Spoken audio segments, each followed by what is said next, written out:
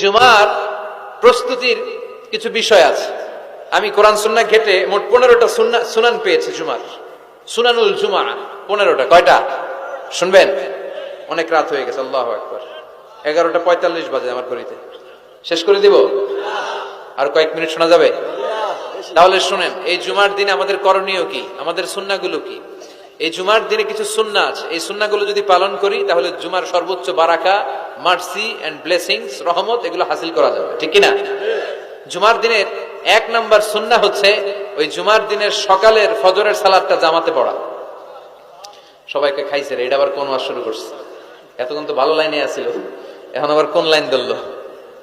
আফদালুস সালাহ ইনদাল্লাহি সালাতুস সুবহি ইয়াউমাল জুমআতি ফি জামা। আল্লাহর কাছে সবচেয়ে প্রিয় নামাজ জুমার দিনের ফজরের নামাজটা জামাতের সাথে আদায় করা।